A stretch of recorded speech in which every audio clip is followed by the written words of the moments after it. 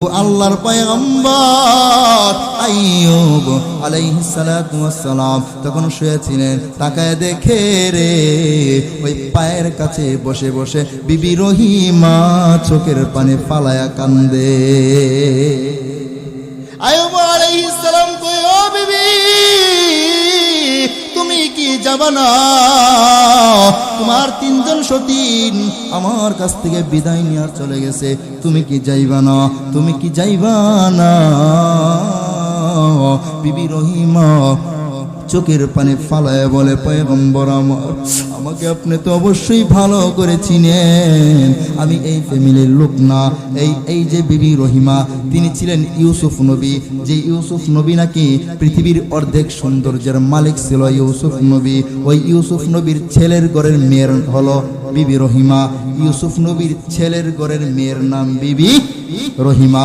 ওই বিবি রহিমা কত দামি একটা এই নবীর বংশধর, এবং ইউসুফ নবী যদি এত সুন্দর হয়, ইউসুফ নবীর ছেলের ঘরের মেয়েটা কেমন সুন্দর। রূপের দিক দিয়া কোনো কম নাই, রঙের দিক দিয়া কোনো কম নাই। ওই বিবি রহিমা কয়, পয়গম্বর আমাকে আপনি যেতে বলবেন না,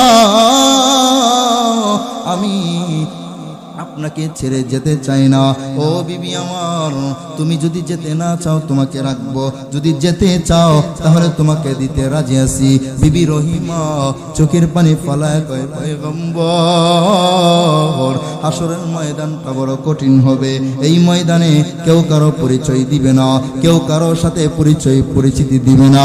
ও স্বামী আমার, আমি আপনার এই কষ্টের জিন্দিগিতে, আপনার অসুস্থতার বেলায় আপনার সেবা যত্ন করে করে বাকি জিন্দিগি আমি কাটাই দিতে চাই।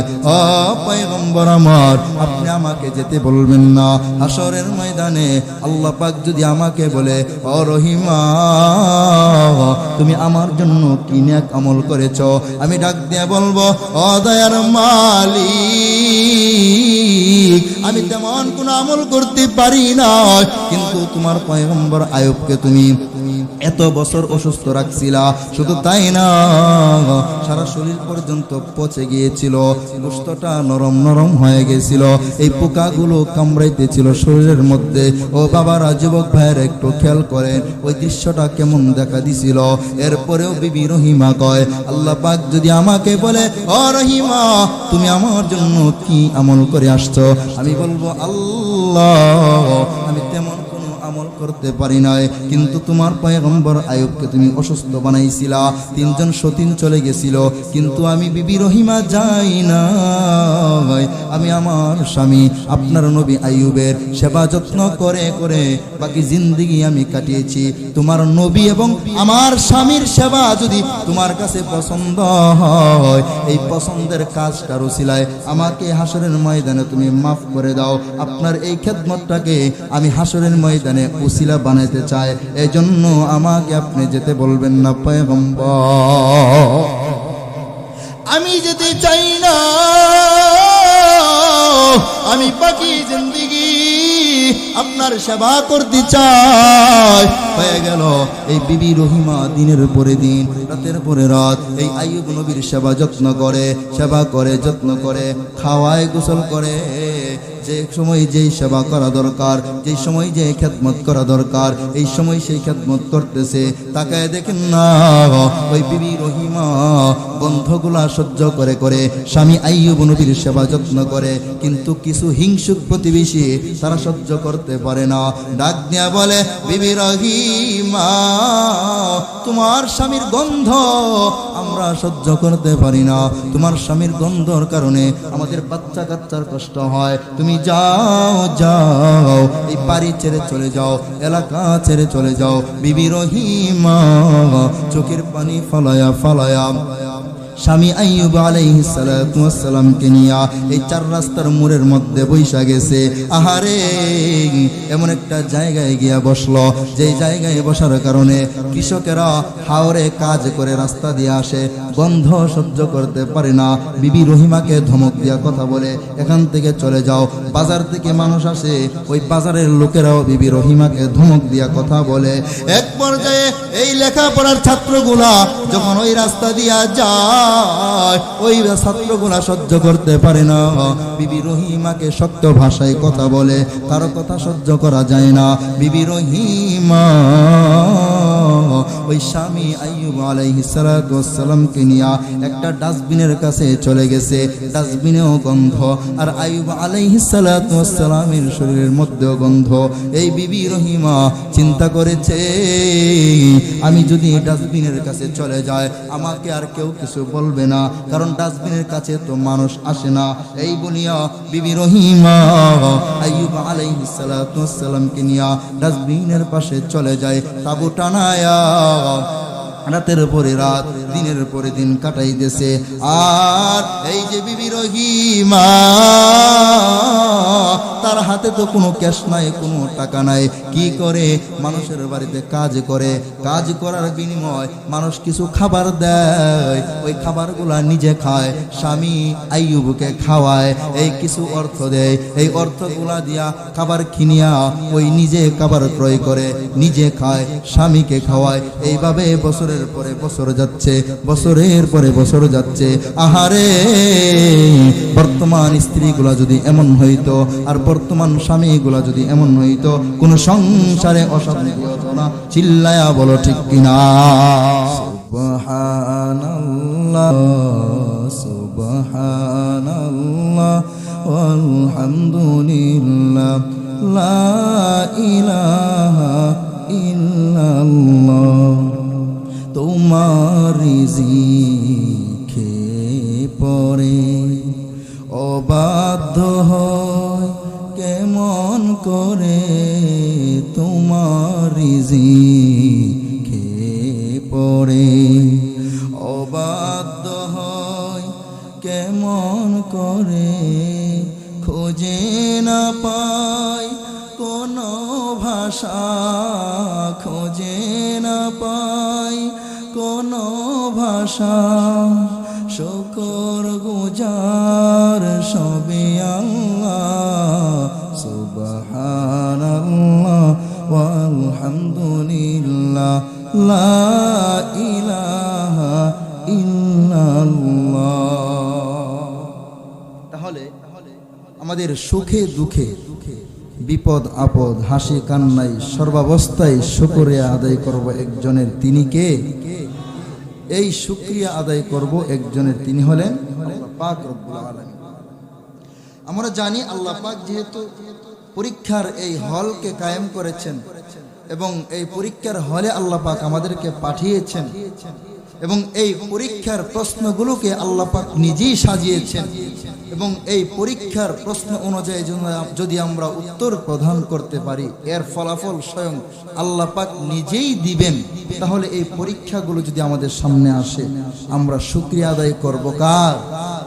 এই পরীক্ষাগুলো দেনেওয়ালা যিনি, এই পরীক্ষা থেকে মুক্তি দেনেওয়ালাও তিনি। ইয়া আইয়ুহাল্লাযীনা আমানুস্তাঈনু বিস-সাবরি ওয়াস-সালাহ, ইন্নাল্লাহা মা'আস-সাবিরিন। আল্লাহ পাক রব্বুল আলামিন বলেন, এ মানুষ, একটু খেয়াল করে দেখেন, এখানে আল্লাহ পাক ইয়া আইয়ুহাল ইনসান বলেন নাই, ইয়া আইয়ুহান নাস বলেন নাই। যদি এখানে ইয়া আইয়ুহাল ইনসান বলতেন, নাস মানে হলো মানুষ, আর ইনসান মানে হলো মানুষ সমূহ। আল্লাহ পাক এখানে শুধু নাস বলে নাই, আবার মানুষ সমূহ বলে নাই। বলে কেন রে? যদি আল্লাহ পাক ইয়া আইয়ুহাল ইনসান বলতো, মানুষ সমূহ সবাইকে আল্লাহ পাক উল্লেখ করে বলতেন, তাহলে এই মানুষের ভিতরে যারা বেঈমান তারাও ঢুকে যাইতো, যারা মুসলমান তারাও ঢুকে যাইতো। ঠিক না বেঠিক? আল্লাহ পাক রব্বুল আলামিন এমন একটা শব্দ ব্যবহার করেছেন, যেই শব্দ দ্বারা আল্লাহ পাক পৃথিবীর সমস্ত বেঈমানদেরকে আলাদা করে জানায় দেন, ইয়া আইয়ুহাল্লাযীনা আমানু। আল্লাহ পাক মুমিন বান্দা বান্দিকে নির্দিষ্ট করে বিশেষ করে ডাক দিয়েছেন, চিল্লায়া বলা যাবে কি? আল্লাহু আকবার। ইস্তাইনু বিসসবরি ওয়াসসালাহ। ও মানুষ, 60 বছর 70 বছর যার যে হায়াত আমি আল্লাহর পক্ষ থেকে নির্ধারণ করে রেখেছি, ওই হায়াতের মধ্যে বিভিন্ন বিপদ আসবে, আপদ আসবে। বলে কি বিপদ আসবে? আল্লাহ পাক রব্বুল আলামিন সূরাতুল বাকারার 155 নম্বর আয়াতে বলেন, ওয়ালানাবলুওয়ান্নাকুম, আমি তোমাদেরকে পরীক্ষা করব। কি করব? বিশাইইম মিনাল খাউফি ওয়াল জু'i ওয়া নাকসিম মিনাল আমওয়ালি ওয়াল আনফুসি ওয়াত থামারাত ওয়া বাশশিরিস সাবিরিন। আল্লাহ পাক রব্বুল আলামিন জানায় দিলেন, ওয়ালানাবলুওয়ান্নাকুম বিশাইইম মিনাল খাউফি, আমি বিভিন্ন সময়ে আমি ভয় দেখানোর মাধ্যমে তোমাদেরকে পরীক্ষা নিব। ওয়ালানাবলুওয়ান্নাকুম বিশাইইম মিনাল খাউফি ওয়াল জু'i, বিভিন্ন সময়ে আমি তোমাদেরকে ক্ষুধার্ত রাখিয়া পরীক্ষা নিব। এলাকার মানুষ, এমন আল্লাহ কাউকে না করুক, তবে যত টাকাওয়ালা হোক না কেন খাবারের কোনো অভাব নাই, টাকার কোনো অভাব নাই। কিন্তু আল্লাহ পাক এমন একটা রোগ যদি দিয়া দেয়, ঘরের মধ্যে খাবারের অভাব নাই, টাকার অভাব নাই, কিন্তু ডাক্তার নিষেধ করেছেন আপনি খেতে পারবেন না। আল্লাহ পাক রব্বুল আলামিন বলে, হে মানুষ সম্প্রদায়, এই রোগটা আমি আল্লাহ পাক দান করেছি, আর ডাক্তার নিষেধ করেছে। এই যে তোমার ঘরে খাবারের অভাব নাই, টাকার অভাব নাই, কিন্তু অসুস্থতার কারণে তুমি খাইতে পারো না। যেমন কারো পেট যদি পায়খানা, পাতলা পায়খানা হয়, তাহলে সে বেশি পরিমাণে ডিম আর দুধ খাইতে পারবে? পারবে? এর মানে আপনারা ডাক্তার। মাশাআল্লাহ। আল্লাহ পাক বলে রে মানুষ, রোগ আমি আল্লাহ পাক দিলাম, রোগ দেওয়ার কারণে বিভিন্ন জিনিস খাইতে মনে চাই, কিন্তু নিষেধের কারণে খাইতে পারবো না। এই মুহূর্তেও ধৈর্য ধারণ করবা, আমি আল্লাহ তাআলার কাছে, আমি আল্লাহ পাক তোমাদেরকে বিভিন্ন পদ্ধতিতে ক্ষুধার্ত রাখিয়া পরীক্ষা করব, ভয়ের মাধ্যমে পরীক্ষা করব, আমি ক্ষুধার্ত রাখিয়া তোমাদেরকে পরীক্ষা করব।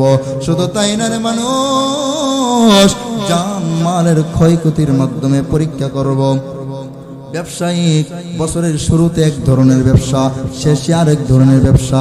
ছেলেটাকে আপনি বিদেশ পাঠাইছেন, অনেক টাকা ঋণ করে বিদেশ পাঠাইছেন, শুরুর জমানায় ইনকাম করতে পারে না, তখন আপনি আল্লাহর কাছে ধৈর্য ধরুন। আল্লাহু আকবার। আল্লাহ পাক যদি চান, আল্লাহ পাক রব্বুল আলামিন আপনার ধৈর্যের দিকে তাকায়া, আপনার চোখের ফানির দিকে তাকায়া, আল্লাহ পাক 1 মাস 2 মাস 1 বছর 2 বছর পরে এমন দেওয়া দিবেন, তখন খুশিতেই আপনি কান্না করতে বাধ্য হবেন। কারণ মানুষের কষ্ট সারা জীবন থাকে না, ঠিক না বেঠি? আল্লাহ পাক বলে, হে মানুষ, তোমাদের কি আমি আল্লাহ জান মালের ক্ষয়ক্ষতির মাধ্যমে পরীক্ষা নিব। ফসল লাগাইছেন, ধান লাগাইছেন, ওই ধানগুলো আল্লাহ পাক নষ্ট করে দেওয়ার মাধ্যমে পরীক্ষা নিবেন।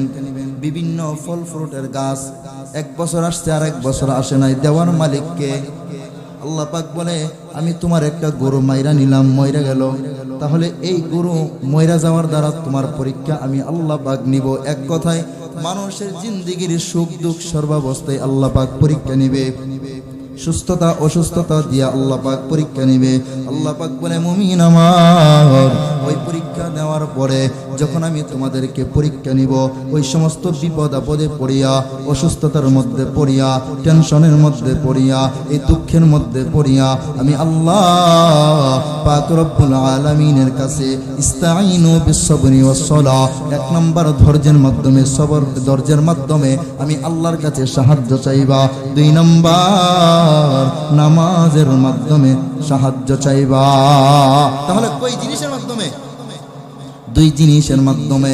1 নম্বর ধৈর্য, 1 নম্বর ধৈর্য বা সবর। তাহলে বিপদ যেই বিপদই আসুক না কেন, আজকে যদি কেউ অসুস্থ হয়ে যায়, ধৈর্য ধারণ করব। 2 নম্বর নামাজ পড়ব, নামাজ পড়ে আল্লাহর কাছে দোয়া করব, এরপরে ডাক্তারের কাছে যাব, ওই ওষুধগুলা রোগীর জন্য উপযুক্ত করে দিবেন। একজন চিল্লায়া বলেন তার নাম। এ মুমিন, এখানে যারা আছি এখানে সহ আমার পর্দার আড়ালের আম্মা জান, অনেকেই পর্দার আড়ালে বসে বসে কথাগুলো শুনতেছেন, একটু খেয়াল করে দেখ। এখানে যারা আছি বুকে হাত দিয়ে কেউ বলতে পারবো না যে অসুস্থ নামক যে পরীক্ষা, সেই পরীক্ষায় কেউ পড়ি নাই। কেউ বলতে পারবেন? এমন কেউ নয় যে বলতে পারবে যে আমি জীবনে অসুস্থ হই নাই। সবাই কম বেশি অসুস্থ হয়েছে, স্ত্রীও অসুস্থ হয়েছে, সন্তানগুলো অসুস্থ হয়ে যায়, আমরাও অসুস্থ হয়ে যায়, আমাদের মা বাবাও অসুস্থ হয়ে যায়। এর মানে হলো সুস্থতাও আল্লাহ পাক দান করেন, অসুস্থতাও আল্লাহ পাক দান করেন। কিন্তু আমরা যদি অসুস্থ হয়ে যাই, আমাদের কোনো সম্পদ যদি নষ্ট হয়ে যায়, আমরা কি বলি? আল্লাহ কি আমারই দেখছে নাকি? বলি কি বলি না? এগুলো আজকে থেকে আর বলা যাবে? বলবো ইনশাআল্লাহ? না, বলবো কে কে? মাশাআল্লাহ, সবাই সচেতন। এই জন্য আল্লাহ পাক বলে ওয়া আইয়ুবা ইয নাদা রাব্বাহু ওয়া আইয়ুবা ইয নাদা রাব্বাহু আন্নী মাসসানিয়াদ-দুররু ওয়া আনতা আরহামুর রাহিমিন। আল্লাহ পাক রব্বুল আলামিন হযরত আইয়ুব আলাইহিস সালামের ঘটনা টানলেন। আল্লাহু আকবার কি বলা যাবে না? আরো জোরে বলি আল্লাহু আকবার। কারণ পৃথিবীর মধ্যে যত অসুস্থ হোক না কেন, পৃথিবী সৃষ্টি থেকে নিয়ে কিয়ামত পর্যন্ত যত রোগী আগমন করবে, যে যত বড় রোগী হোক না কেন, যার যত সময় অসুস্থ থাকুক না কেন, আইয়ুব আলাইহিস সালামের মতো কিন্তু কেউ হতে পারবে। তিনি পাক্কা 18টা বছর পর্যন্ত অসুস্থ ছিলেন নবী হইয়া। আর আমরা যদি এক রমজান থেকে আরেক রমজান অসুস্থ হই, আল্লাহর ডাকা বাদ দিয়ে দেয়, নামাজ পড়া বাদ দিয়ে দেয় যে আল্লাহ আমারই দেখছে, আর কেউ দেখে নাই, বলি কি বলি না? এগুলো বলা যাবে? এজন্য আল্লাহ পাক এই আইয়ুব আলাইহিস সালামের ঘটনা টানলেন। বলবো ওই আল্লাহর পয়গম্বর যার নাম আইয়ুব, আল্লাহ পাক রব্বুল আলামিন আইয়ুব আলাইহিস সালাতু ওয়াস সালামকে সব ধরনের নিয়ামত দান করেছিলেন। বলে কি নিয়ামত দান করেছিলেন? বর্তমানে যদি কেউ 4টা বউ বিয়া করে, কারোর সাথে কারো মিল থাকবে না, মনের দিক থেকেও মিল থাকবে না, ঝগড়া ফাসাদ লেগে থাকবে। কিন্তু আইয়ুব আলাইহিস সালাতু ওয়াস সালাম 4 জন স্ত্রীকে বিবাহ করেছিলেন। 4 জনই মিলেমিশে থাকতো, কোনো ঝামেলা ছিল না। কারণ নবী ছিল, আইয়ুব ছিল নবী, আর তার স্ত্রীদের দিলটাও আল্লাহ পাক পরিষ্কার রাখছিলেন। এই আইয়ুব আলাইহিস সালাতু ওয়াস সালাম যাকে আল্লাহ পাক 7 জন ছেলে সন্তান দান করেছিলেন। কয়জন? 7 জন ছেলে সন্তান দান করেছিলেন, 4টা স্ত্রী দান করেছিলেন। শুধু তাই না, বকরির পালের দিকে যদি তাকাইতে চাইতেন তাহলে এক মাথা থেকে আরেক মাথা পর্যন্ত শেষ করা যায় না। এত পরিমাণে আইয়ুব নবীকে আল্লাহ পাক বকরি দান করেছিলেন, এত পরিমাণে গরু দান করেছিলেন, এত পরিমাণে ভেড়া দান করেছিলেন। অসংখ্য অগণিত বকরি ভেড়ার মালিক ছিলেন আইয়ুব আলাইহিস সালাতু ওয়াস সালাম। এত পরিমাণে জমি জমা দান করেছিলেন, ক্ষেত দান করেছিলেন, কোনো ক্ষেতের কোনো অভাব ছিল না, বাড়ি ঘরের কোনো অভাব নাই। তখনও আল্লাহ পাককে আইয়ুব আলাইহিস সালাতু ওয়াস সালাম ভুলে না। সকালেও ডাকে, বিকালেও ডাকে, দুপুরেও ডাকে, ঘুমাইতে গেলেও ডাকে। 24টা ঘন্টা আইয়ুব আলাইহিস সালাতু ওয়াস সালাম এমন ভাবে নিজের সময়টাকে ব্যয় করেন যে এমন কোনো সময় নয় যেই সময় আল্লাহকে ডাকে না, এমন কোনো সময় নয় যেই সময়টা আল্লাহ পাকের সন্তুষ্টিতে কাটায় না। জোরে জোরে বলা যাবে কি সুবহানাল্লাহ। আল্লাহ পাক একদিন ফেরেশতাদেরকে বলে, ফেরেশতারা দেখো না আমার পয়গম্বর আইয়ুব আলাইহিস সালাতু ওয়াস সালাম সব সময় আমাকে ডাকে, আমাকে কত ভালোবাসে, সর্বাবস্থায় আমাকে স্মরণ করে। আমার প্রিয় একজন বান্দা আইয়ুব আলাইহিস সালাতু ওয়াস সালাম এই কথাটা আল্লাহ পাক ফেরেশতাদের সাথে বলতেছে। কিন্তু ওই বিতাড়িত শয়তান আল্লাহ পাকের কথাটা শুনিয়া আমার আল্লাহরে কয়, আল্লাহ ওই যে তোমার নবী আইয়ুব যিনি তো তোমাকে ডাকবে। বলে কেন ডাকবে? বলে তোমাকে ডাকবে, তার ছেলে দিয়েছো 7টা, তার স্ত্রী 4 জন, কোনো দিক দিয়ে অভাব নাই, তার গরু আছে, তার বকরি আছে, ভেড়া আছে, বাড়ি আছে, ঘর আছে, এগুলো যদি ধ্বংস করে দাও দেখবা আইয়ুব রাগে তোমারে ডাকবে না, গুসাই তোমাকে ডাকবে না। আল্লাহ পাক বলে রে শয়তান, আমি আল্লাহ বলে দিলাম আইয়ুবের সব যদি আমি নিয়ে নেই, সব যদি আমি শেষ করে দেই, এরপরেও ওই আইয়ুব এত বড় বিপদে পড়িয়া আমারে আরো বেশি ডাকবে, আমার শুকরিয়া আরো বেশি আদায় করবে। চিল্লায়া বলা যাবে কি মারহাবা। শয়তান কয় ঠিক আছে আমার তুমি সুযোগ দাও, আল্লাহকে দিলাম, তুই পরীক্ষা কর। এখানে একটা প্রশ্নের উত্তর যে নবীরে আল্লাহ পাক এত বড় রোগ কেন দিলেন, এত বড় পরীক্ষা কেন? সবচেয়ে বেশি পরীক্ষার সম্মুখীন হয়েছিলেন নবী রাসূলগণ, ঠিক না বেঠিক? আর এটা দিয়ে আল্লাহ পাক আমাদের সামনে রেখেছেন আমরা যেন ধৈর্য ধারণ করতে পারি যে একজন নবী হয়ে এত কষ্ট করেছিলেন, তাহলে আমাদের রোগ কি এর চেয়ে বেশি? বুঝতে পারছেন তো? ওই শয়তানকে আল্লাহ পাক বলে বিতাড়িত শয়তান, আমি সুযোগ দিয়া দিলাম, শুরু করে দিল। 7 জন সন্তান একটা রুমের ভিতরে বৈশা পড়ালেখা করতেছে। এই শয়তান দেওয়াল ধাক্কা মাইরা এই সন্তান 7টাকে মাইরা ফেলাইছে। রুমের সামনে যে দারোয়ান, ওই দারোয়ান গিয়া বলে পয়গম্বর আপনার 7 সন্তান মুহূর্তের মধ্যে মইরা গেছে। আইয়ুব নবী কয় আল্লাহ পাক দান করেছিলেন, আল্লাহ পাক নিয়ে গেছে, কষ্ট করে কান্না করলে কোনো লাভ হবে না, আলহামদুলিল্লাহ। শয়তানের মাথা গরম না ঠান্ডা? আরো পরীক্ষা শুরু করে দিলেন। এই রাখালগুলো বকরি, উট, ছাগলগুলা, ভেড়াগুলা এই হাওরের মধ্যে ঘাস খাওয়াইতেছে। এমন একটা বিষাক্ত বাতাস ছাড়লো যে বাতাসের কারণে সাথে সাথে ওই বকরিগুলা, গরুগুলা ইন্তেকাল করলো। এই রাখালগুলা চোখের পানি ফেলায়া আইয়ুব নবীর কাছে যায়, ও আল্লাহর পয়গম্বর এই যে মুহূর্তের মধ্যে কি হইল জানি না, বকরিগুলা সহ গরুগুলা সব ইন্তেকাল করলো। আইয়ুব নবী মুহূর্তের জন্য রাখালকে রাগ করে নয়, সাথে সাথে আল্লাহর শুকরিয়া আদায় করে, ওগো আল্লাহ তুমি তো দান করেছ, তুমি নিয়ে গেছো, আলহামদুলিল্লাহ। শয়তানের মাথা আরো বেশি গরম হয়ে যায়। শয়তান সব কিছু ধ্বংস করে দেওয়ার ইচ্ছা করেছে। এখন থেকে দিন যায় রাত হয়, আইয়ুব আলাইহিস সালাতু ওয়াস সালামের মনে কোনো কষ্ট নাই। দিনের পরে দিন আইয়ুব নবী আল্লাহর সাথে প্রেম ভালোবাসা বাড়ায় দেয়, বাড়ায় দেয়, বাড়ায় দেয়। আল্লাহর প্রতি কোনো রাগ নাই, কোনো গোসা নাই। এই শয়তান এরপরেও শান্ত হয় না। এই শয়তান আইয়ুব আলাইহিস সালাতু ওয়াস সালামের শরীরের মধ্যে একটা বিষাক্ত বাতাস প্রয়োগ করেছে, যার কারণে ওই আইয়ুব নবীর শরীরের মধ্যে পচন শুরু হয়ে গেছে। পায়ের নখ থেকে নিয়ে হাঁটু পর্যন্ত পচা শুরু হয়ে গেছে।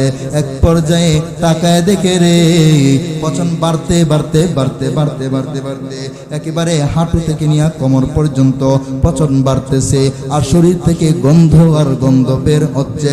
আহারে ও বাবারা, দিলটা নরম করে দেন। আপনি যত অসুস্থ হন না কেন, আইয়ুব নবীর চেয়ে বেশি অসুস্থ হন নাই। ও আমার পর্দার আড়ালের আম্মা জান, যত বড় অসুস্থ আপনি হন না কেন, এই যে আইয়ুব নবীর মতো অসুস্থ কিন্তু হন নাই। দিলটা নরম করে কথাগুলো বোঝার চেষ্টা করেন। এক পর্যায়ে তাকায় দেখে রে সারা শরীরের মধ্যে আইয়ুব নবীর পচন ধরে গেছে। এমন কোনো জায়গা নয়, জিহ্বাটা ছাড়া সারা শরীরের মধ্যে পচন ধরে গেছে। শুধু তাই না, আইয়ুব আলাইহিস সালাতু ওয়াস সালামের এক একটা এই পশমের গোড়ালির থেকে এক একটা পোকা জোরে জোরে কামড় দেয়। এক একটা পশমের গোড়া এক একটা পোকা জোরে জোরে কামড় দেয়, সহ্য করা যায় না। এরপরে আইয়ুব আল্লাহরে ভুলে না, আল্লাহরে ডাকে, আল্লাহরে ডাকে, আর ডাক দিয়া বলে আল্লাহ তুমি তো আমার এত বছর সুস্থ রাখছিলা, এখন তুমি কয়েক বছর যাবৎ অসুস্থ করছো, তাহলে আমি তোমার নাফরমান হতে পারি না, আমি তোমার সাথে রাগ দেখাইতে পারি না, আমি তোমার সাথে গুসা দেখাইতে পারি না, কারণ তুমি তো অসুস্থতার তুলনায় সুস্থতার জিন্দেগি আমার বেশি দান করেছিলা। এই হলো নবী রাসূলদের আল্লাহ প্রেম।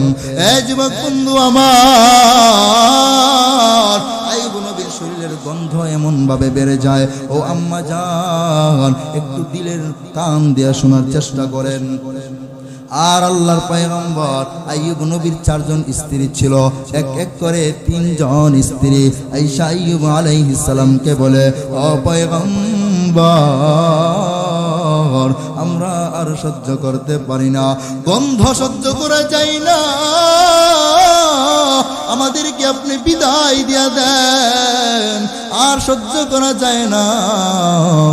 আইয়ুব আলাইহিস সালাতু ওয়াস সালাম বিছানার মধ্যে শুয়েছিলেন। এই চোখের ইশারায় ওই স্ত্রী দিয়ে তাকায়া চোখের পানি ফালায় আসমানের দিকে আল্লাহকে বলে, আল্লাহ, আসমানের দিকে ডাক দিয়া বলে, মালিক, আমার অসুস্থতার কারণে গন্ধ তো আমি নিজের গন্ধ নিজেই সহ্য করতে পারি না, স্ত্রীরা আমাকে রেখে চলে যাবে, এটাই স্বাভাবিক। এই বলিয়া 3 জন স্ত্রীকে তালাক দেয়া দিল।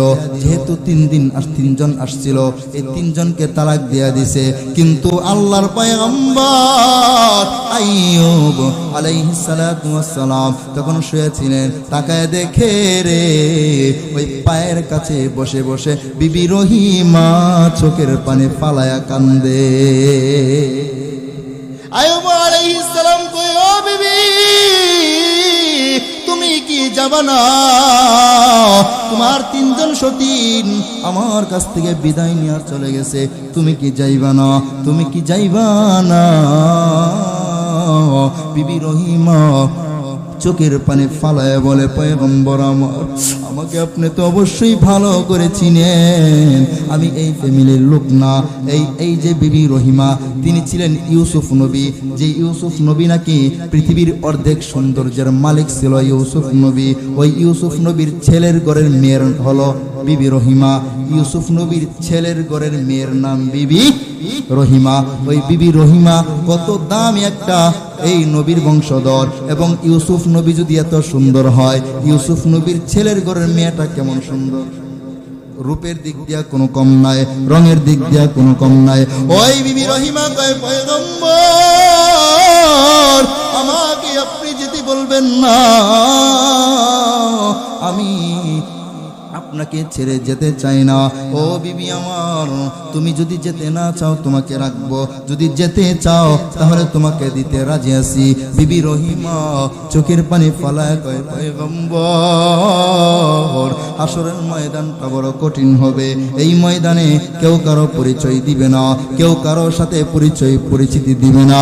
ও স্বামী আমার, আমি আপনার এই কষ্টের জিন্দিগিতে, আপনার অসুস্থতার বেলায় আপনার সেবা যত্ন করে করে বাকি জিন্দিগি আমি কাটাই দিতে চাই।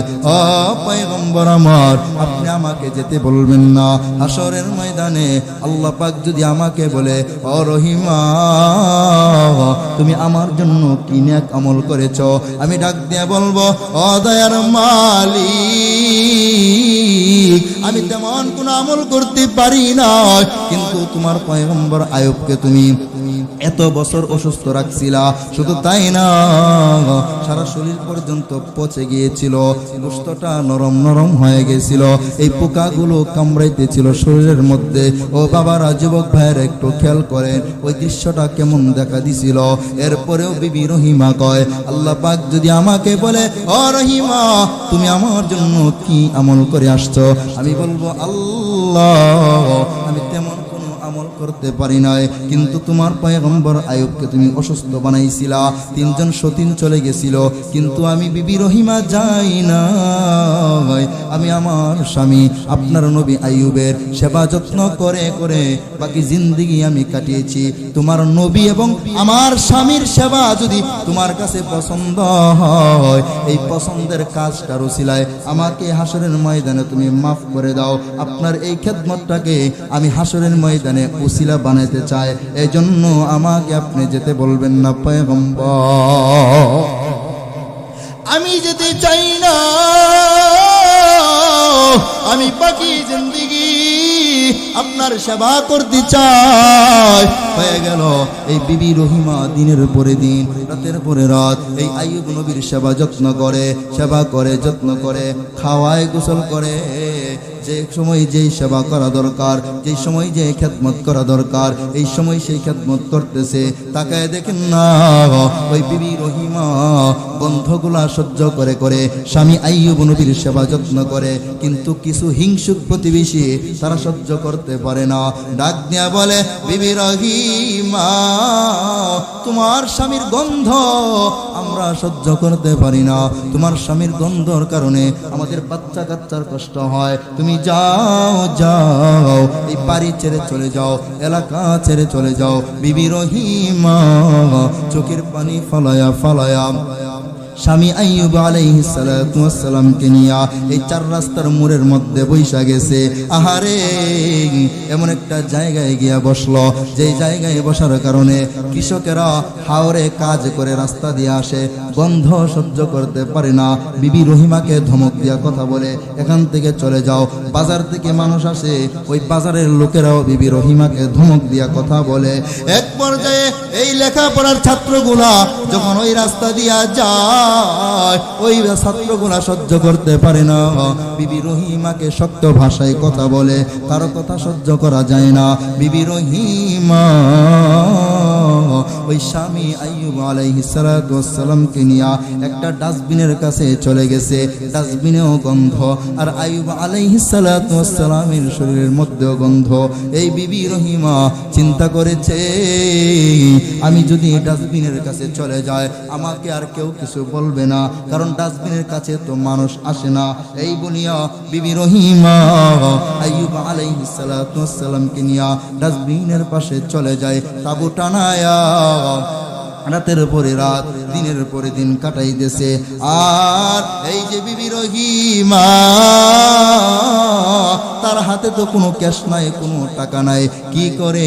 মানুষের বাড়িতে কাজ করে, কাজ করার বিনিময় মানুষ কিছু খাবার দেয়, ওই খাবারগুলা নিজে খায়, স্বামী আইয়ুবকে খাওয়ায়, এই কিছু অর্থ দেয়। এই অর্থগুলা দিয়া খাবার কিনিয়া ওই নিজে খাবার ক্রয় করে, নিজে খায়, স্বামীকে খাওয়ায়। এইভাবে বছরের পরে বছর যাচ্ছে, বছরের পরে বছর যাচ্ছে। আহারে, বর্তমান স্ত্রীগুলা যদি এমন হইতো, আর বর্তমান স্বামীগুলা যদি এমন হইতো, কোন সংসারে অশান্তি হতো না। চিল্লায়া বলো ঠিক কিনা? ওই বিবি রহিমা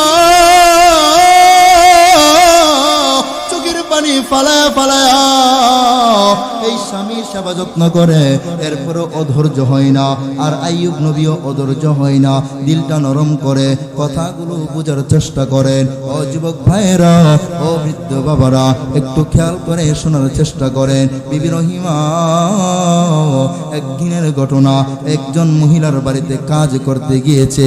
এই মহিলার কাছে যাওয়ার পর ওই মহিলা বলে, রহিমা, প্রত্যেক দিন তো কাজে থাকে, এজন্য তুমি কাজ করো, কিন্তু আজকে কাজ নাই, আজকে তুমি আর কি করবা, তুমি চলে যাও। বিবি রহিমা চোখের পানি ফালায়া ডাক দিয়ে বলে, ম্যাডাম, আপনার বাড়িতে কাজ থাকুক বা না থাকুক, আমার স্বামী আইয়ুবকে কি খাওয়াবো?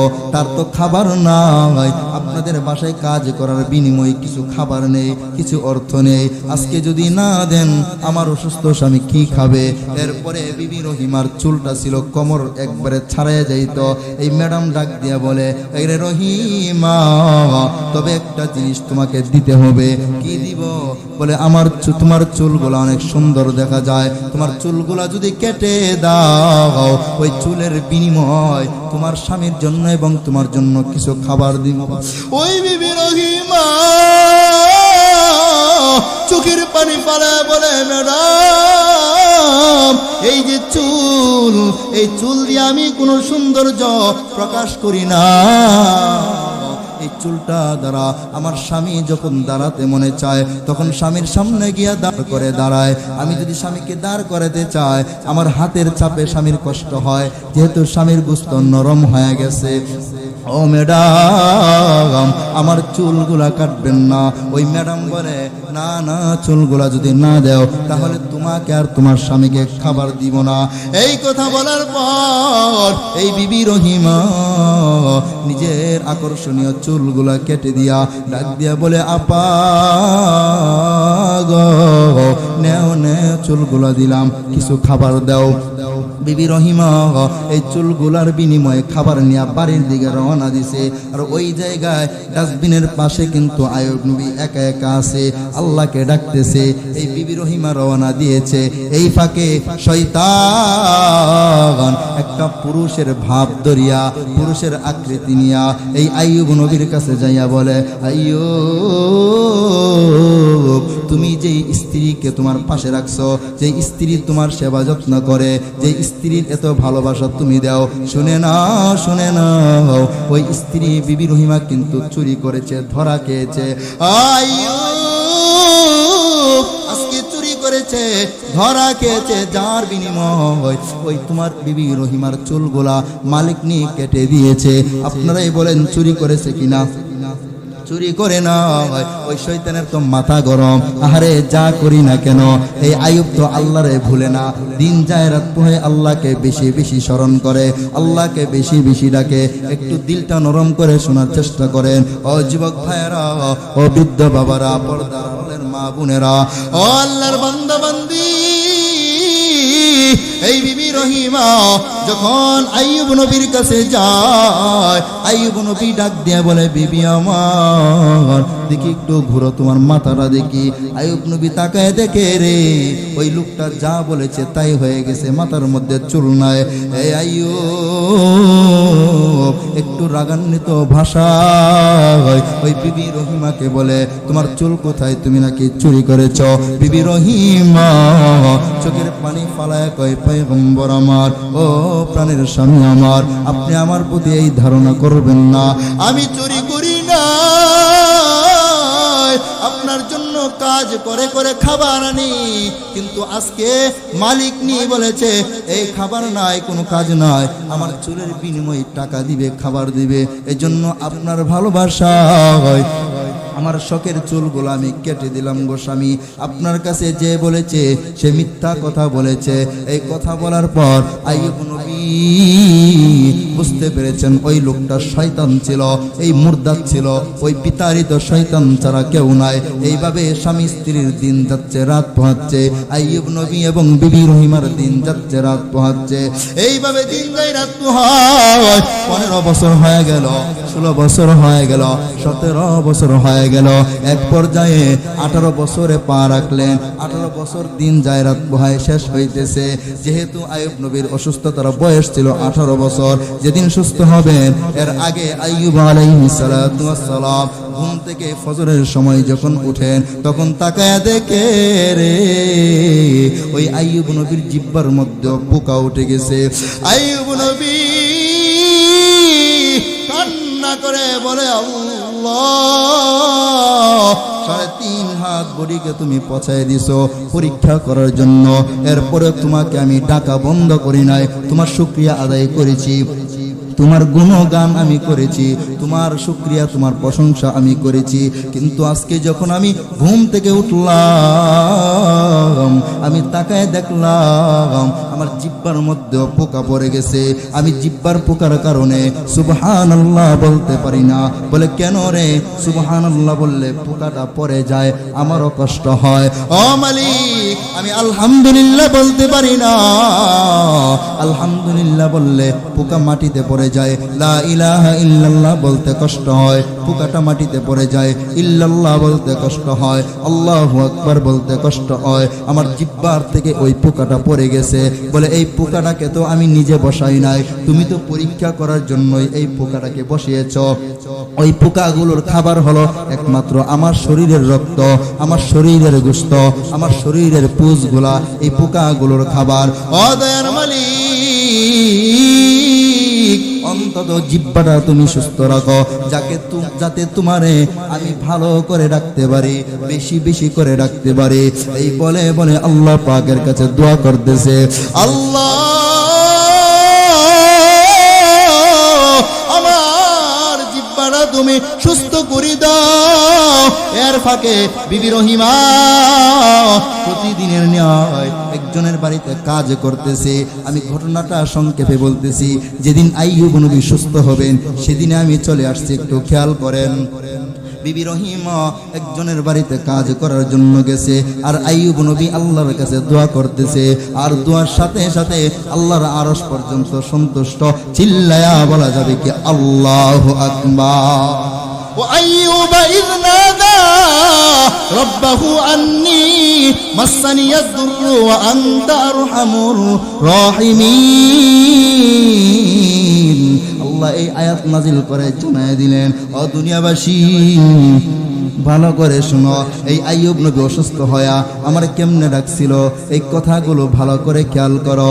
এই কথা যেই কথা বলতেছিলাম, আল্লাহ পাক বলেন, অপয়গম্বর আপনি, অপয়গম্বর আপনি ধৈর্য হারা হবেন না। আল্লাহর পয়গম্বর আইয়ুব আলাইহিস সালাতু ওয়াস সালাম একটা সেকেন্ডের জন্য অধৈর্য হয় নাই, আল্লাহর প্রশংসা থেকে দূরে যায় নাই। এক পর্যায়ে ওই আইয়ুব নবীর ডাকগুলো আল্লাহ পাক কবুল করিয়া ফেরেশতাদের মজমা জমায়া ফেরেশতাদের বলে, ও ফেরেশতারা, ও ফেরেশতারা, তোমরা বলো রে আইয়ুব নবীর আরো পরীক্ষা লাগবে নি। পরে ফেরেশতারা কয়, ও নবী, ওই আইয়ুব নবী 100 থেকে 100 ফলাফল পেয়েছে, তাকে আর পরীক্ষা করার কোনো প্রয়োজন নাই। আল্লাহ পাক রব্বুল আলামিন বললেন, সমস্ত পরীক্ষাই তো আইয়ুব 100 থেকে 100 পেয়েছে। ওয়া আইয়ুবা ইয নাদা রাব্বাহু, এই স্মরণ করুন ওই সময়ের কথা যখন আইয়ুব আল্লাহ পাক রব্বুল আলামিনকে ডাকছিল। ওয়া আইয়ুবা ইয নাদা রাব্বাহু, যখন তার রব আল্লাহ পাক রব্বুল আলামিনকে ডাকছিলেন। ওয়া আইয়ুবা ইয নাদা রাব্বাহু আন্নী মাসসানিয়াদ দুররু ওয়া আনতা আরহামুর রাহিমিন। ও দয়ার মালিক, আন্নী মাসসানিয়াদ দুররু ওয়া আনতা আরহামুর রাহিমিন, আমাকে অসুস্থতা গ্রাস করেছে, আমার শরীরে পোকা ধরেছে, আমার শরীর পচন ধরেছে, আমার গোশতগুলো পচন ধরেছে, আমার শরীরের মধ্যে পুজ হয়ে গেছে। ওয়া আনতা আরহামুর রাহিমিন, তুমি তো রহমকারীদের চাইতে সবচেয়ে অধিক পরিমাণে রহমকারী। ওগো আল্লাহ, আমারে সুস্থ করি দাও। এই ডাক আল্লাহ পাক কবুল করিয়া ফেরেশতা জিবরাইল আলাইহিস সালাতু ওয়াস সালামকে জানায় দেয়, আরে জিবরাইল যাও যাও, আমার বন্ধু আইয়ুব আলাইহিস সালাতু ওয়াস সালামকে গিয়ে জানায় দাও। আল্লাহ পাক কোরআনের মধ্যে আয়াত নাজিল করে দিলেন। আল্লাহ পাক বলে, জিবরাইল যাও যাও। জিবরাইল আয়াত নিয়া আল্লাহ পাক জিবরাইলকে পাঠিয়ে দিলেন। জিবরাইল আল্লাহর পক্ষ থেকে আইসা জানায় দিলেন, আ পয়গম্বর উরকুদ বিরিজিলিকা হাদা মুগতাসালুন বারিদুন ওয়া শারাব। এই জিবরাইল বলে, পয়গম্বর উরকুদ বিরিজিলিকা, ও আইয়ুব আপনার পা দিয়া আপনি উরকুদ বিরিজিলিকা, এই রিজলুন মানে পা, আপনার পায়ের মুরালি দিয়া মাটির মধ্যে একটু আঘাত করেন। আইয়ুব নবী কয়, আমার তো মুরালি নাই, সব তো পোকায় খায়া ফেলাইছে। আল্লাহু আকবার, কি বলবেন না? এরপরে জিবরাইল কয়, যেটা আছে এটা দিয়ে আঘাত করেন। হাদা মুগতাসালুন বারিদুন ওয়া শারাব, এরপরে দেখবেন পানির নহর জারি হয়ে গেছে, ওই পানি দিয়া গোসল করবেন, দেখবেন এই পানি পান করবেন, আপনি একেবারে টকবগে যুবক হয়ে যাবেন। এই কথা বলার পর আইয়ুব নবী পচা পা দিয়া আঘাত করলেন, আর সুন্দর করে পানি বের হয়ে গেল। মুহূর্তের মধ্যে পান করলো, গোসল করলো, একেবারে 24-25 বছরের যুবকের মতো হয়ে গেল। ঘটনা একটু খেয়াল করেন। ওই দিক দিয়া বিবি রহিমা কাজ করে আসছে স্বামীর জন্য। আইসা থেকে স্বামী নাই, এই যে জীর্ণ শীর্ণ স্বামী, অসুস্থ স্বামীকে পাওয়া যায় না। চিন্তায় পড়ে গেছে, হারে মনে হয় আমাকে, মনে হয় আমার স্বামীকে ভাগে কে ফেলেছে, মনে হয় আমার স্বামীকে ভাগে কে ফেলেছে, হিংস্র পানি খেয়ে ফেলেছে। এই কথা বলে বলে চিন্তা করে কান্না করতেছে। আর তাকায় দেখে একজন টকবগে যুবক পাশে একটা পাহাড়ের কোণার মধ্যে বসে আছে। সে যেহেতু একটা যুবক, তার সাথে আর কথা বলতে চায় না, তার সাথে আর কথা বলতে সাহস করতে পারে না। কান্না করে করে এক পর্যায়ে ওই যুবককে বলে, যুবক ভাই আমার স্বামী আইয়ুবকে এখানে রেখে আমি গিয়েছিলাম, তাকে আপনি দেখছেননি? ওই আইয়ুব একটু মুস্কি হাসি দিয়া বিবি রহিমার দিকে তাকায়, ডাক দিয়া বলে, রহিমা আমি তো সেই তোমার স্বামী আইয়ুব। বিবি রহিমা প্রথম পর্যায়ে একটু চমকে গেলেন, ভয় পায় গেলেন। আইয়ুব নবী কই, ও বিবি তুমি আমাকে চিনবা না কেন? বলে, আমার তো এই অবস্থা নয়, তুমি সকালবেলা যেই অবস্থা দেখে গিয়েছিলে। ও বিবি আমার, তুমি একটু খেয়াল করো না, যেদিন তুমি আমার ঘরে নতুন বউ সাইজা আসছিলে সেদিন আমাকে দেখতে কেমন দেখাইছিল, সেদিন আমার চেহারাটা কেমন ছিল, সেদিন আমার গঠনটা কেমন ছিল? এই বিবি রহিমা এই আইয়ুবের দিকে তাকায় দেখে রে, একেবারে টকবগে যুবক অবস্থায় এই যে বিবি রহিমা যখন এই আইয়ুব নবীর ঘরে আগমন করেছিলেন, যেমন ছিল আইয়ুবের চেহারা এই হুবহু এমন দেখা যায়। আর বুঝতে বাকি নয়, আইয়ুবকে আল্লাহ পাক সুস্থ করে দিয়েছেন। ওই আইয়ুবকে জড়ায় বলে, স্বামী কেমনে কি হয়েছে? ওই আইয়ুব তার স্ত্রীকে সুন্দর করে জানায় দেয়, স্ত্রী আমার, এই তুমি যাওয়ার পরে এই ঘটনা ঘটেছে, এইভাবে পানি নহর দেখাইলো, এখানে গোসল করলাম, এখানে আমি পান করলাম। সব ঘটনা স্ত্রীকে খুলে বলার পরে স্ত্রীও বুঝতে পারছে আমার স্বামীকে আল্লাহ পাক পরিপূর্ণভাবে পরীক্ষা করে রেজাল্ট দান করেছে। আল্লাহর পয়গম্বরের উম্মতেরা একটু খেয়াল করে দেখেন না, 18টা বছর পর্যন্ত অসুস্থ ছিলেন, এরপরেও একটা সেকেন্ডের জন্য আইয়ুব নবী আল্লাহকে ভুলে নাই। এর থেকে আমরা শিক্ষা নিব, যত বিপদ আসুক না কেন, যত মুসিবত আসুক না কেন, যত অসুস্থতা আসুক না কেন, আমরা একটা সেকেন্ডের জন্য আল্লাহকে ভুলবো না।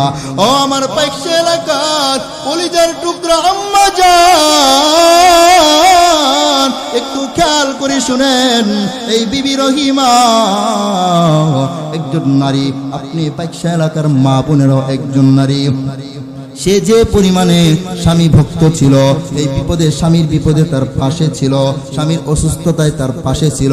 আপনি সেই বিবি রহিমার মতো একজন নারী হিসাবে আপনিও স্বামীকে এতটুকু ভালোবাসবেন, স্বামীর পাশে থাকবেন, বিপদেও থাকবেন স্বামীর পাশে, এই সুখেও থাকবেন স্বামীর পাশে। আর যারা ভাইয়েরা আছেন, বাবারা আছেন, আপনারাও এই স্ত্রীর বিপদে থাকবেন তার পাশে, স্ত্রীর আপয়ে বিপদে থাকবেন তার পাশে, তার সুখে থাকবেন তার পাশে। তাহলে আল্লাহ পাক রব্বুল আলামিন আইয়ুব নবীর ঘটনা জানায় দেয়া আমাদের কাছে একটা বিষয় জানাতে চান, ভালো করে জেনে নাও। তোমরা যতই অসুস্থ হও না কেন, আমি আল্লাহর সাথে বিরুদ্ধাচরণ করা যাবে না, আমি আল্লাহকে গালি দেওয়া যাবে না। বলে কেন রে? বলে তোমাদের যত অসুস্থতা হোক না কেন, এটা তো আইয়ুবের চেয়ে কম, ঠিক না বেঠি? এই জন্য বিপদে পড়িয়া আল্লাহকে যদি ডাকো, অসুস্থতার মধ্যে পড়িয়া, যে কোনো টেনশনে পড়িয়া আল্লাহকে যদি ডাকতে চায়, আল্লাহর কাছ থেকে যদি সাহায্য নিতে চায়, তাহলে আল্লাহ পাক রব্বুল আলামিন দুইটা বিষয় জানায় দিলেন, ইস্তাঈনু বিস-সাবরি ওয়াস-সালাহ। এক নম্বর হলো আমার কাছে তোমরা সাহায্য চাইবা বিস-সাবরি, ধৈর্যের মাধ্যমে। এই যে আইয়ুব নবী কত ধৈর্য ধারণ ছিলেন, কি পরিমাণ ধৈর্য ধরছিলেন, এবং বিবি রহিমা স্বামীর বিপদের সময় কি পরিমাণ ধৈর্য ধরছিলেন, আমরা সেই পরিমাণ ধৈর্য ধরার চেষ্টা করব ইনশাআল্লাহ। আল্লাহ পাক 2 নম্বর কথা বললেন ওয়াস-সালাহ, এবং নামাজের মাধ্যমে আমরা আল্লাহর কাছে সাহায্য চাইব।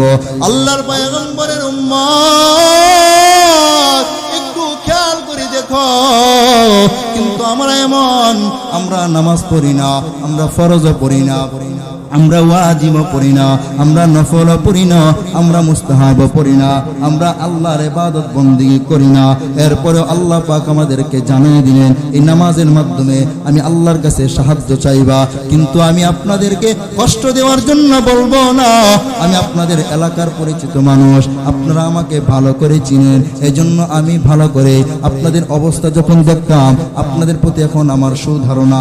আমি মনে করি সবাই ঠিক মতো নামাজ পড়েন, কেউ নামাজ বাদ দেন না, যে পারেন মসজিদে পড়েন, যে পারেন ঘরে পড়েন, যে পারেন উঠানে পড়েন, যে পারেন ক্ষেত কামানে পড়েন। এটাই আপনাদের প্রতি আমার বাবাদের কাছে, ভাইদের কাছে সুধারণা। কিন্তু একটু খেয়াল করেন রে আব্বা জান, আল্লাহ পাক রব্বুল আলামিন ওই বান্দাদেরকে ডাইকা বলে, বান্দায় আমার ছাড়া আমার কেউ নাই। কুল হুয়াল্লাহু আহাদ আল্লাহুস সামাদ লাম ইয়ালিদ ওয়া লাম ইউলাদ ওয়া লাম ইয়াকুল লাহু কুফুয়ান আহাদ। আমি আল্লাহ এক, আমি আল্লাহ এক, অদ্বিতীয়। আমার মা নাই, বাবা নাই, যারা আমাকে জন্ম দিবে আমার মার পক্ষ থেকে কোনো বংশধর নাই, বাবার পক্ষ থেকে কোনো বংশধর নাই, আমার স্ত্রী নাই, সন্তান নাই, যাদেরকে আমি স্ত্রী বলে ডাকবো, যাদেরকে আমি সন্তান বলে ডাকবো, আমার শ্বশুর বাড়ির কোনো বংশধর নাই, আমার ব্যক্তিগত কোনো বংশধর নাই। আমি এক, আমি অদ্বিতীয়। ও বান্দারা, কিন্তু মহব্বত করে তোদেরকে আমি বানাইছি, আমি তোমাদেরকে মহব্বত করে বানাইলাম। আমি আল্লাহ পাক এত মহব্বত করে ভালোবাসা দিয়ে বানাইলাম। এজন্য ভালোবাসা বাড়ানোর জন্য তোমাদেরকে আমি বিভিন্নভাবে পরীক্ষা করি। হে বান্দারা, এই পরীক্ষায় তোমরা যদি সফল হতে পারো, ধৈর্য ধরতে পারো, তাহলে ইন্নামা ইউয়াফাস সাবিরুনা আজরাহুম বিগাইরি হিসাব। এই বিপদে পড়িয়া ধৈর্য যারা করবে, ধৈর্য ধারণ যারা করবে, বিনা হিসাবে আল্লাহ তাআলা তাদেরকে জান্নাত দান করবেন। সুবহান। কিন্তু এখানে আমি আপনাদেরকে সংক্ষিপ্ত আকারে একটা মেসেজ দিয়া যায়। এখানে অনেক আমার মহব্বতের যুবক ভাইরা আছেন, অনেক বৃদ্ধ বাবারা আছেন, আমার পর্দার আড়ালের আম্মা জানেরা আছেন। প্রধান বক্তা সাহেব চলে আসবে, হুজুর আসলে আমি এই মঞ্চ ছেড়ে দিব, হুজুর আসলে আমি মাইক ছেড়ে দিব, হুজুর আসতে আসতে আমি একটু বয়ানটা গুছায় নেই। একটু দিলের কান লাগায় শুনেন যুবক ভাইরা, একটু দিলটা নরম করে শুনেন। ও আমার পর্দার আড়ালের আম্মা জানেরা, একটুও কষ্ট পাবেন না। আল্লাহ পাক রব্বুল আলামিন বলেন, ও মানুষ, আমি বান্দার দিকে তাকায় থাকি, আমি বান্দির দিকে তাকায় থাকি। পাইকশা এলাকার দিকে আল্লাহ পাক কুদরতের নজর দিয়া তাকায় আছে। তাকায় দেখে আল্লাহ পাক বলে, আমি আল্লাহ তাকায় দেখি বান্দা, তুমি ফজরের সময় নামাজ, তুমি জোহরের আজান যখন মুয়াজ্জিন দেয়, তুমি জোহরের নামাজটা পড়ো কিনা। কিন্তু তাকায় দেখলাম জোহরের নামাজটা যখন পড়ো না, তখন তোমাদেরকে আমি ধ্বংস করি না। আমি আল্লাহ অপেক্ষায় থাকি রে, মনে হয় বান্দাটা আমার এই আসরের নামাজ পড়বে, কিন্তু আসরের সময় যখন হয়ে যায়, তখন আমি তাকায় দেখলাম বান্দা, অনেক যুবক বান্দারা তোমরা নামাজে আসো না, অনেক মহিলারা কর্মব্যস্ত নামাজ পড়ে না। এরপরও আমি কাউকে আমি ধ্বংস করি না, আযাব গজব দেই না, আমি অপেক্ষায় থাকি রে। আমার বান্দা বান্দি মনে হয় মাগরিবের নামাজ পড়বে, কিন্তু মাগরিবের সময় যখন হয়ে যায়, তখন আমি আল্লাহ পাক কুদরতের নজর দিয়ে তাকায় দেখি অনেক বান্দা বান্দি তোমরা মাগরিবের নামাজও পড়ো না। এরপরেও আমি যুবকদেরকে ধ্বংস করি না, আমার বান্দিদেরকে আমি ধ্বংস করি না। আমি মনে করি আমার বান্দা বান্দি মনে হয় এশারের নামাজটা পড়বে, কিন্তু এশারের আজান যখন মুয়াজ্জিন সাহেব দেয়া যায়, তখনও আমি তাকায় দেখলাম কিছু মুরব্বীরা মুস্তাদিকে নামাজ পড়ে, যুবকদেরকে পাওয়া যায় না। কিছু মা বোনেরা ঘরের কোনায় বসে নামাজ পড়ে, অধিকাংশ মা বোনেরা নামাজ পড়ে না।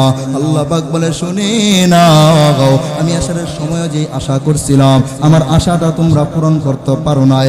এরপরও আমি রাগ করে গুসা করে তোমাদেরকে ধ্বংস করি নাই। আমি আল্লাহ যদি চাইতাম সাথে সাথে ধ্বংস করতে পারতাম, আমি তোমাদেরকে ধ্বংস করি নাই। আমি মনে মনে তোমাদেরকে চিন্তা করি, তোমাদেরকে নিয়ে, আর নিজেকে সান্ত্বনা দেই। বান্দাটা মনে হয় ঘুমের সময় সব নামাজ কাজা করে ঘুমাবে, কিন্তু আমি যখন তাকায় দেখলাম আপনারা নামাজ না পড়ে ঘুমান।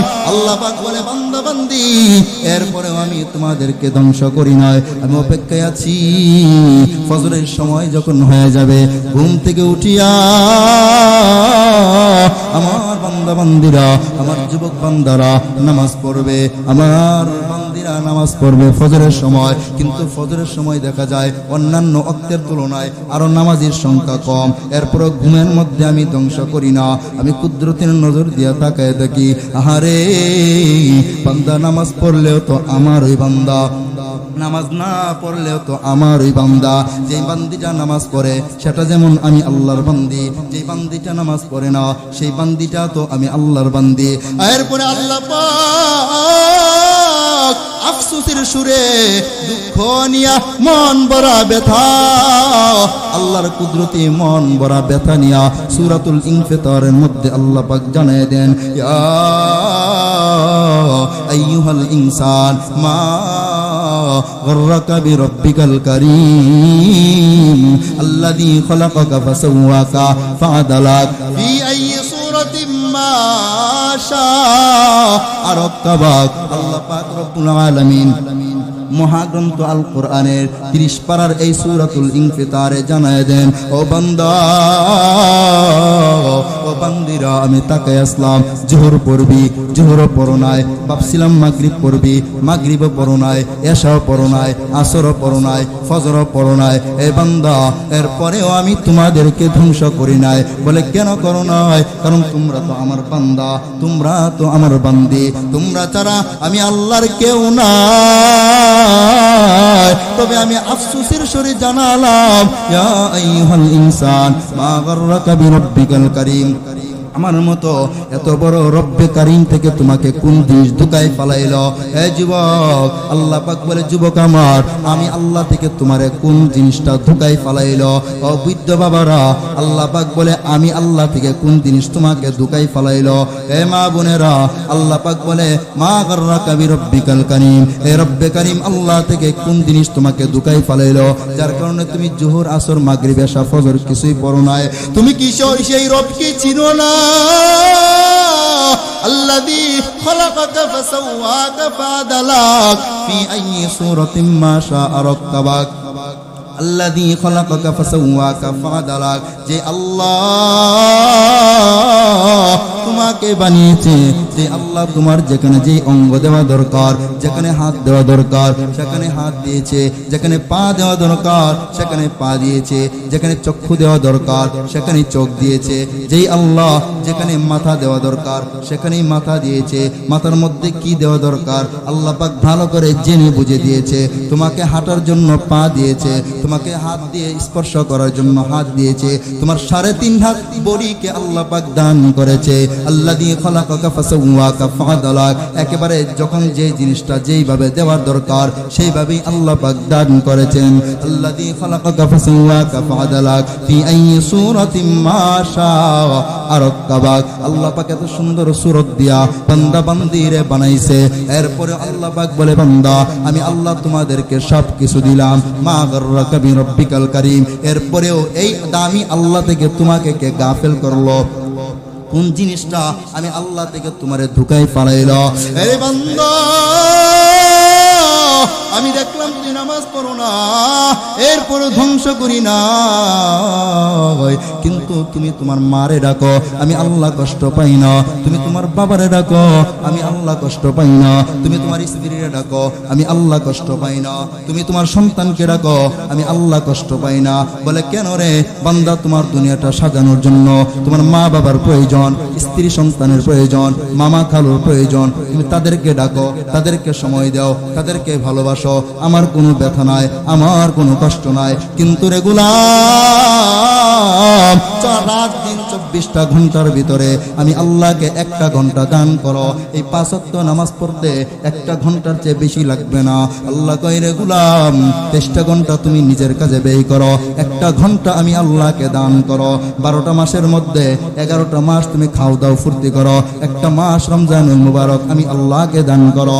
রে গোলাম, বান্দা আমার, তোমার মা না তোমারে হাত দিল, তোমার বাবা তোমারে হাত দিল না, হাত বা অঙ্গ প্রত্যঙ্গ কোনো কিছুই মা দেয় নাই, কোনো কিছুই বাবা দেয় নাই, কোনো কিছুই মামা খালুরা দেয় নাই, সব কিছু দিয়েছেন একজন, চিল্লায়া বলা যাবে কি তার না? ওই যে আম্মা জান, ওই যে আমাদের মা। সন্তান দুনিয়ার মধ্যে সবচেয়ে বেশি ভালোবাসে মাকে, ঠিক না বে? ঠিক না বে? আল্লাহ বলে, তোমার মা তো তোমার কোনো অঙ্গ প্রত্যঙ্গ দেয় নাই। আমি যদি তোমার জিহ্বাটা কুত্তার মতো বাইর করে রাখতাম, তোমার মা জিহ্বাটা ভিতরে ঢুকাইতে পারতো না। আমি আল্লাহ পাক তোমার চোখগুলা যদি একবারে বড় করে দিতাম, ফলক না দিতাম, ভ্রু না দিতাম, তোমার মা তোমার চোখের ফলক দিতে পারতো না, ভ্রু দিতে পারতো না। আমি আল্লাহ যদি এই দাঁতের গোড়ার মধ্যে জিহ্বা, এই ঠোঁট না দিতাম, তোমার মা বাবা তোমার ঠোঁট দিতে পারতো না। একটু চিন্তা করেন, এই ঠোঁটগুলা যদি না থাকতো কেমন দেখা যাইতো? একটু আয়নার সামনে দাঁড়ায় চিন্তা করিয়েন, জিহ্বাটা লম্বা করে বের করে আয়নার সামনে দাঁড়ায় দেখেন কেমন দেখা যায়। এরপরে আল্লাহ বলে, রে গোলাম, এই কিছু তো তোমার মা দেয় নাই, তোমার বাবা দেয় নাই, এরপরে তোমার মা তোমাকে এত ভালোবাসে, তোমার বাবা এত ভালোবাসে। আপনারা সচেতন মুসল্লিয়ানে কেরাম সুন্দর করে জবাব দিবেন প্রিয় বৃদ্ধ বাবারা, যুবক ভাইয়েরা, পর্দার আলের আম্মা জানেরা। যখন সন্তান ইন্তেকাল করে বাবা সন্তানকে গোসল করাতে পারে, ইসলাম তাকে জায়েজ করে দিয়েছে। বাবা তার জানাজায় যাইতে পারে, ইসলাম তাকে জায়েজ করে দিয়েছে, অনুমতি দান করেছে। শুধু তাই না, ওই সন্তান ইন্তেকাল করলে ওই সন্তানের জন্য বাবা কবরে নামতে পারে, ইসলাম জায়েজ করে দিয়েছে। কোরআন সুন্নাহ ইজমা কিয়াস দ্বারা প্রমাণিত, তাকে অনুমতি দান করা হয়েছে। তাকে কেউ নিষেধ দিতে পারবে না, বাবা সন্তানকে কবরে পর্যন্ত রাখতে পারবে। কিন্তু আমার আপনার কোনো আম্মা জান কোনো সন্তানকে কবরে দিতে পারবে না, কোনো সন্তানকে মা কবরে দিতে পারবে না, মা কবরে নামতেই পারবে না। ইসলাম তাকে নিষেধ করেছে, এজন্য ইসলাম তাকে নিষেধ করেছে, কারণ এই মা